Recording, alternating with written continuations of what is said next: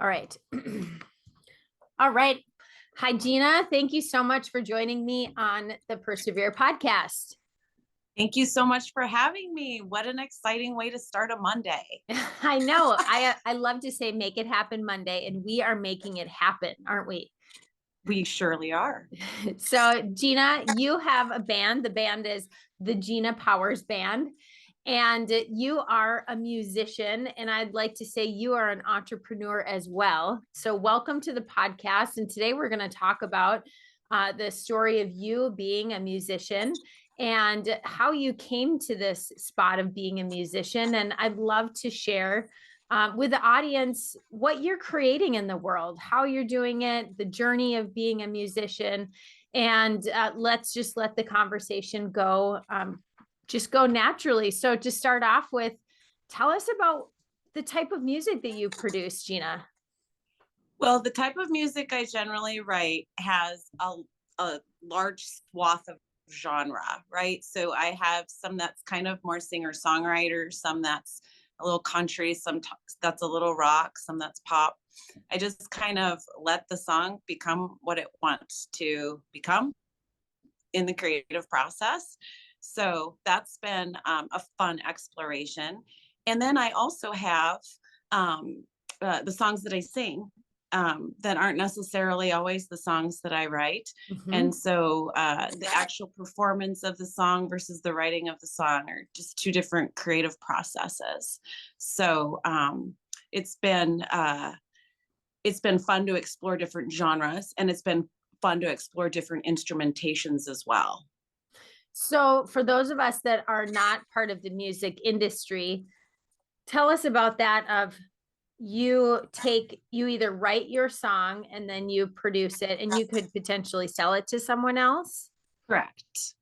Or you take a look at all of these different songs and then you sing them and produce them, but someone else has written them. That's correct. And how do you go about that process of choosing that? Do you have a team that helps you with that? Well, right. So, for instance, prior to signing with a label out of Nashville, which is a huge and exciting time for me, but prior to that, everything that I released and recorded and released for sale is all original work. Okay. Written originally by myself. I bring the lyrics and the melody and the arrangement to the band, and then the band uses their particular area of expertise to craft their part. And so they help compose then what becomes the instrumentation for that final song. And then we take it into a recording studio. We've got a really good recording studio in our area who's another entrepreneur who's fantastic, Kevin Racer out of Osage. And we take that and we go into the studio and then we create the finished song.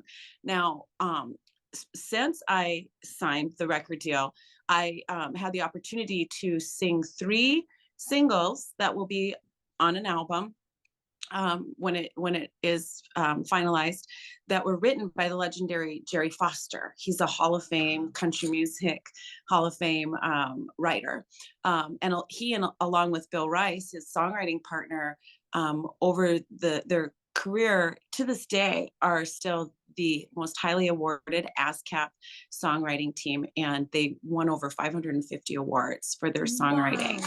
Yes, it's pretty incredible, from somewhere in the late 50s, early 60s through the 90s. So it's pretty cool. So I got to sing those songs. Those were already produced tracks. They had been produced in Nashville. The instrumentation was already there.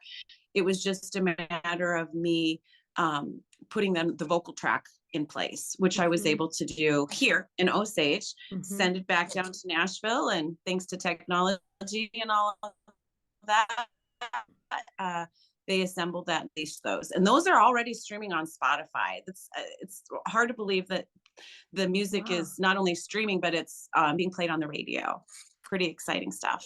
Oh my gosh. Yeah. And in fact, Wednesday, we're going to have one on the radio at Froggy 99, thanks to Jake Litwin, the program director over there. I get to get, this will be the second song that he's premiered out of the new post-signing repertoire or catalog that I've been able to put out. So that's so cool. Fast forward now, we just did those produced tracks. We're going to go ahead, and we have already been in the studio. We're going to go ahead and assemble then the rest of the original songs that Mr. Foster, the head of my label, has chosen as the ones of mine that he really thinks would be great to fit on this particular album. And we're going to put those together, and whammy bammy, we're going to have an album that's mixed with these songs written by this amazing and legendary songwriter and my original work. It's pretty crazy to think that Gina from Fargo gets to have some songs on a record with this cool and legendary songwriter. But the journey to get to there has been a long and winding one for sure. So congratulations. I don't think we pause enough as entrepreneurs to reflect back of like, wow, that journey was long and windy, and here I am, and let's sit and rejoice in this for a moment. So congratulations. Thank you. Getting signed by a label, from my perspective, when I think of it like raising money or having a signed partnership or a signed deal with a distributor. Tell us about that, of finding someone that can sign you for a label. What was that process like? Well, the process happened really quite I'm not going to say by accident, because of course that's always been a hope and a dream, but the way it happened really felt almost universally ordained. I went to Nashville to visit and just literally check it out. I had never been there, and I certainly had never performed there. And Nashville, for whatever reason, to me seemed like, just even going there seemed like some far off brass ring thing. And so what I ended up doing was I went to Nashville because I had a good friend move down there, a fellow colleague, and he, along with some other musicians, were kind of just setting up and getting their thing going in Nashville, and said that I was welcome. So I came down there, and I actually didn't stay with them that first time. I went down with my friend from high school. I called her up and said, hey, you want to go to Nashville with me? She said, let's go. So off we went. And, but I did meet up with those friends, and they told me how to get an open mic. Oh, okay. Slot at a place called the Commodore. And so that's what I did. I went in at 6 and I stayed for their round, and I signed up for the open mic. And then at 10, at the end of the night, there's 3 slots for open mic, and I was able to get one. So Sweet. I performed. I know it, right? That's pretty exciting. It feels, it's more welcoming than it sounds. So I went and I performed, and I got invited back. And so I got invited back to do my own round, which meant I was going to get to do 3 songs. And when I did that, it happened to be on a night when the legendary Jerry Foster was the featured songwriter. Wow. And he heard my songs. And the next day he was talking to me about a deal. And that was on my trip in April. And we finalized the deal and signed, and at the end of June. So it took some time to, just talk about it, and for me to learn about it and absorb what was happening, and shift my identity from this, grinding gears, 7 gigs a week, just paying the bills kind of musician, and loving it. Don't get me wrong. I love to play music, and it was hard, and it was hard work, and I was on my grind, but I was on my grind doing something that I am compelled to do. And so even though it was hard work, it wasn't, I was going to keep going regardless. So to get this deal was a mind shift of like, no longer am I trying to look at myself as a local working artist, just trying to get the gigs to pay the bills and have a life as a musician, but now the opportunity to potentially have my music heard and on a larger scale than I could ever do on my own. And so there was a mind shift that needed to happen, and all of that. So it's been an incredible journey. One of the first things I did, crazy as it might sound, when I got the deal and I knew that it was going to happen, was I jumped on a plane, flew first class, upgraded to the BMW. And I just thought, I just want to sit with this and feel, I don't know what it feels like to have achieved a level of success where it feels like this celebration is appropriate. So it was really neat to get to do that. And I went to see my god sister down in Orlando, who was thrilled to receive me, and we had a glorious time. And then I flew home and and just got started with whatever this is going to be. So it really happened that fast. People say you don't get discovered like that. You do. You can't. It can happen.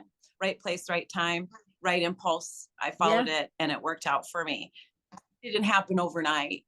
It did in the instant.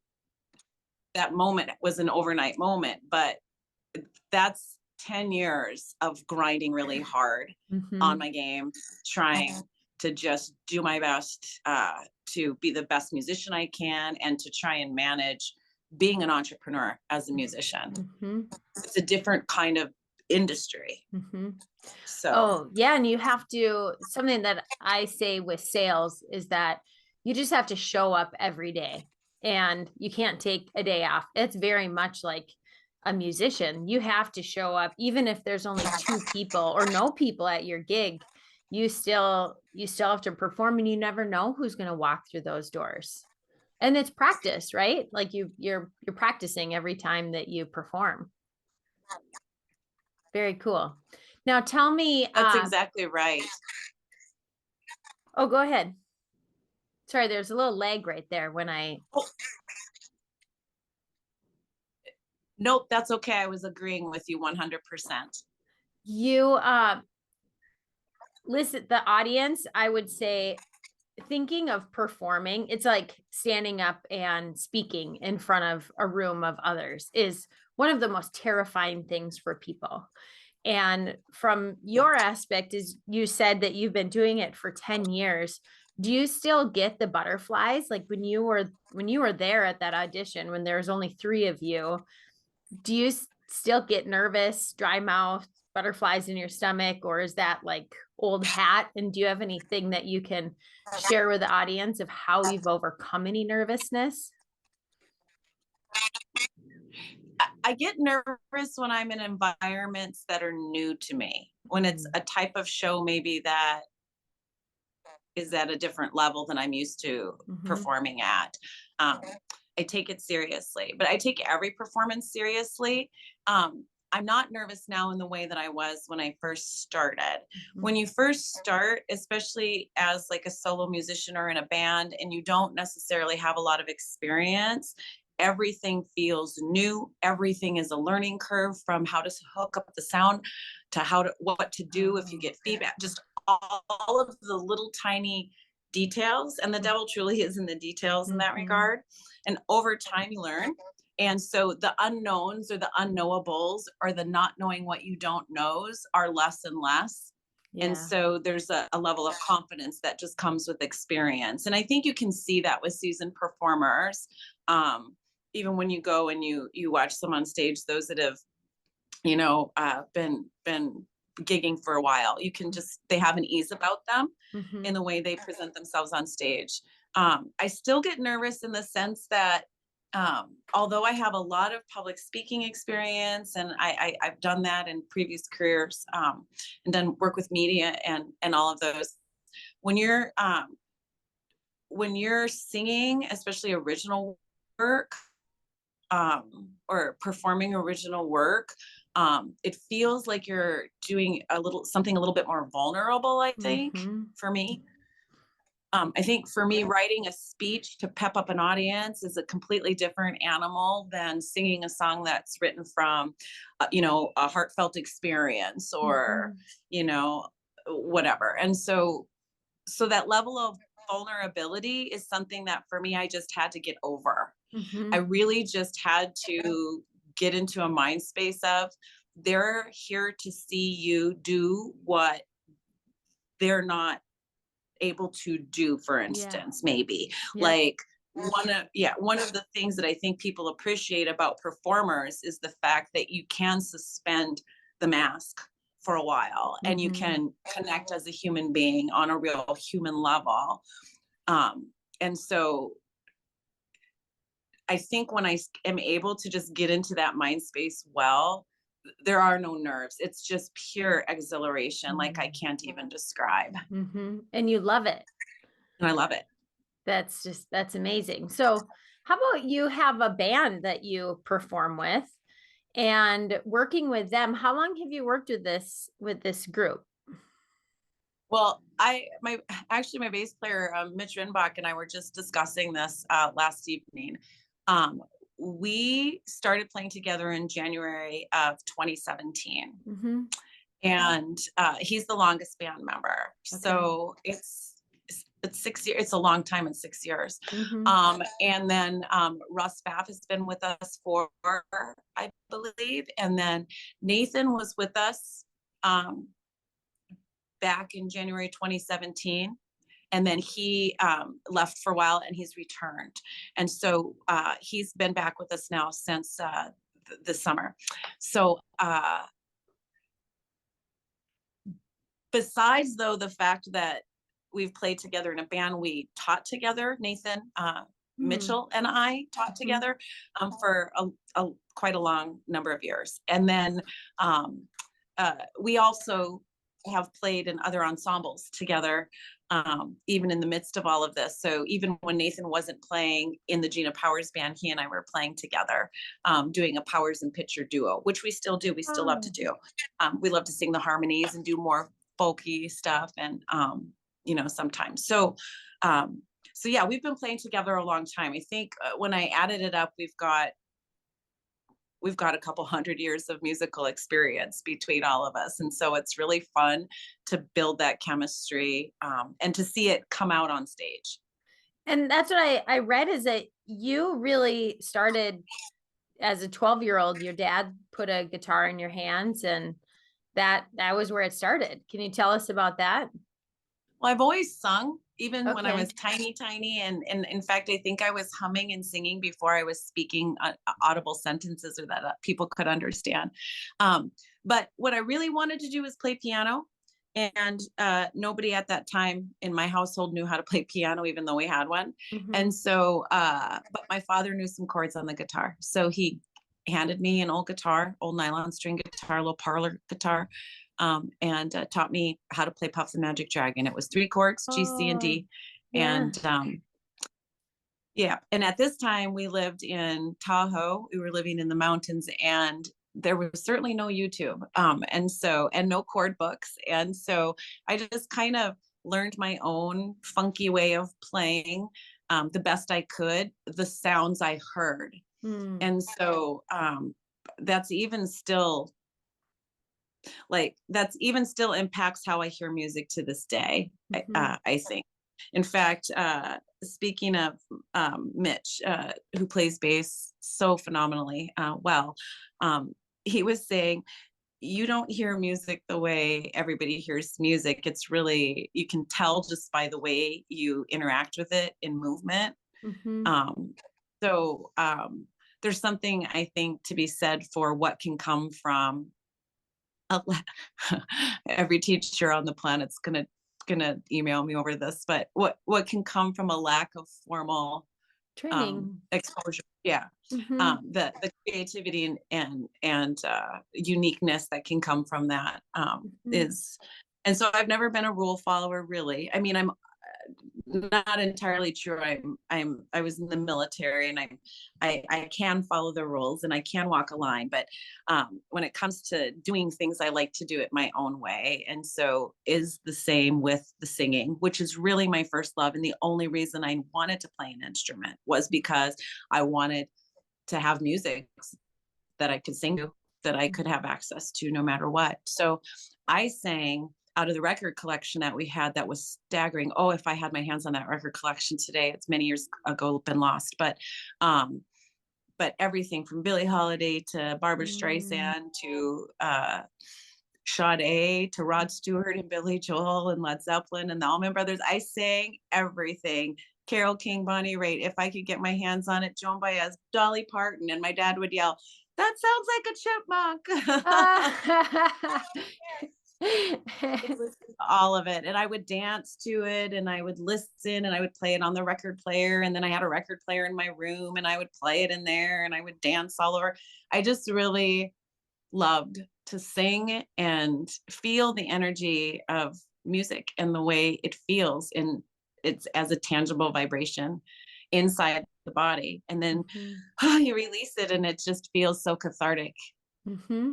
You definitely have a passion for it. So you mentioned military. So you've been doing this for 10 years. So you have a career pre-musician career. I mean, being a bona fide, I'm going to say a bona fide musician where you're making a living doing it.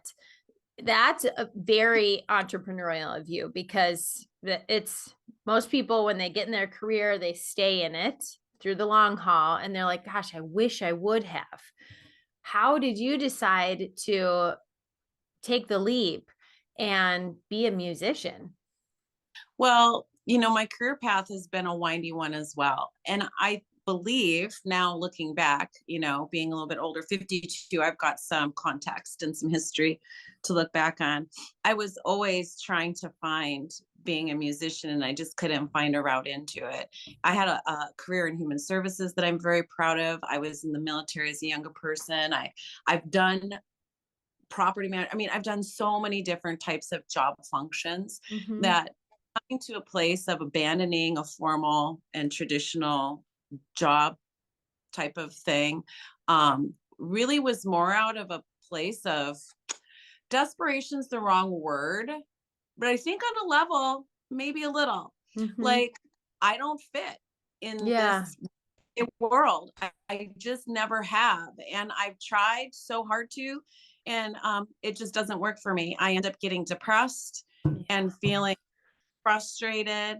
And so I got to this point where I realized, at coming on 40 at the time, it's a line from one of my favorite movies, Out of Africa, with Meryl Streep and Robert Redford. And he says, I don't want to wake up at the end of someone else's life. And that line always kind of rung in the back of my head. And I guess at 40, I realized I don't want to wake up at the end of my life having not lived out who I authentically believe myself to be. So I'm going to take this risk. I know God knows I need to eat. I trust that. And I'm just going to give it a try. I also had the support and encouragement of my former husband, who's still my dear friend, and we wrote together that first EP. He and I wrote together. And so I had the desire, the support, and the guts, I guess, to just say, I can't end my life not having tried. That is, and you, that is what propels you into like, okay, I'm going to go after it. And when there's like, well, what's the worst case scenario? Did you do like worst case scenario type of situation? Like, I'll live in my van, or I'll have to move in with my parents, something like that. In truth, as I mentioned, have had a storied life, and I have experienced instances of homelessness in my life. When you've experienced that and know that you can probably figure out a way other than pride being bruised to handle anything you might encounter, that gives you a little bit more courage, I think. So did I think of that as a possibility? I don't think I allowed myself to go there. Yeah.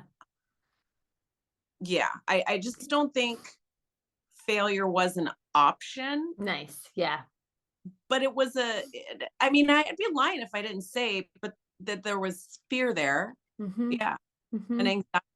Yeah, for sure.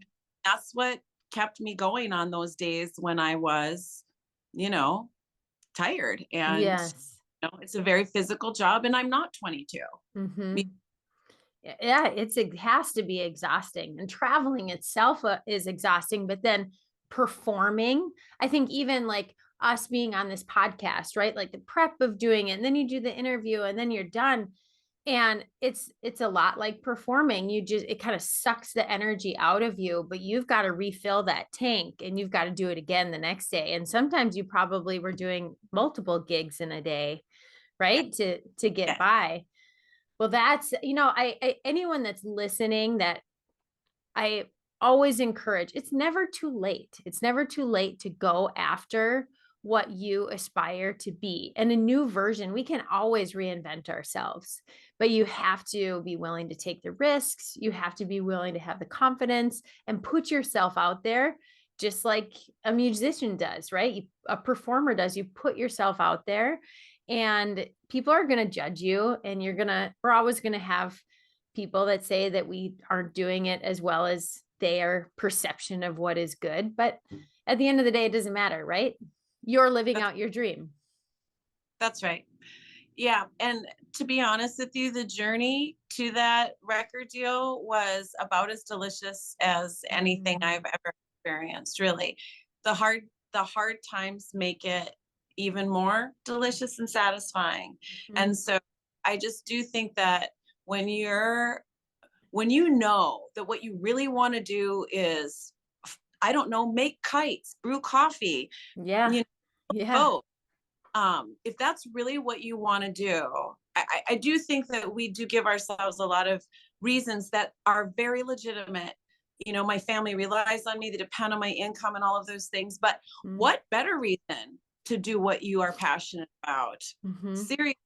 And what an opportunity to teach our kids and our grandkids and our family members and our friends and all of those, by example of saying you can live a life of courage just being your authentic self, that is far more satisfying and delicious than going to a job that you don't love, that asks you to be less than you truly are in many ways, in order to get that reward of a paycheck.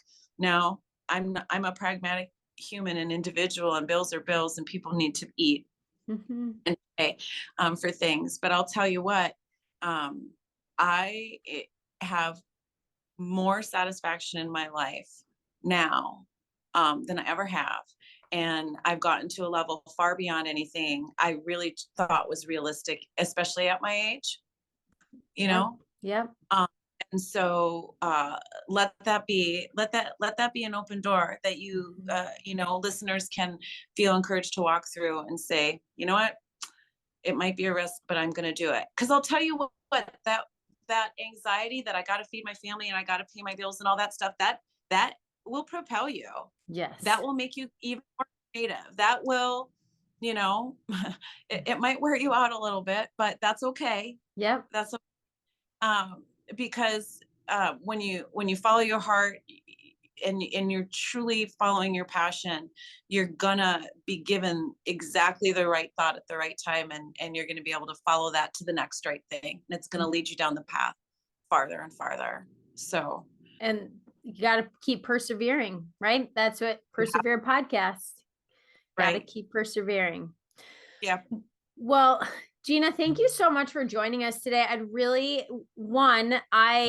We're going to be airing after your debut on Froggy this Wednesday, but I would love to do a shout out on my socials, so for people to listen to 99.9 Froggy FM in Fargo, because they are playing your next hit. What is this track? It's called Not Anymore. It was just released on streaming service within a few days, and it's going to be aired at 4:30 this Wednesday, December 7th. Amazing. Okay, we'll do a shout out for that. And then what's the best way for people to follow you on social? Because then they can keep up with everything that you're doing in 2023. The Gina Powers band.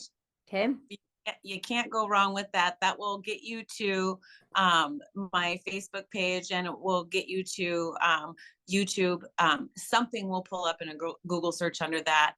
Save that, Gina Powers Music. Excellent. And stream it on Spotify and find find the band on all social channels. And then we love to go to Nashville. Are you putting any your gigs on your website, the GinaPowersBand.com? I will be. Right now. Okay. I don't have a lot of stuff going on with that because we're really focused on getting the rest of the singles done and getting the album put together. And I will be in Nashville for all of January, working on doing some songwriting rounds and some different things of that nature, and just working on some of the business details of what it is I do, and preparing for the upcoming season. So I'm not going to be super noisy on the gig front. However, I do have a New Year's Eve gig, and that's going to be at the Woods in Brainerd with the band. We're super excited about that. So if you're in the Brainerd area on New Year's Eve, we hope to see you. Say hi. Oh, amazing. All right. We'll put that on there too. Well, it was Great. just an absolute pleasure to meet you. Very inspiring story. And thank you for taking the time to share your story with the Persevere podcast audience and being a guest. Thank you so much. It's really been an exciting opportunity, and persevere is the name of the game, right? Just when it's Yes. the hardest, that's when you need to keep going.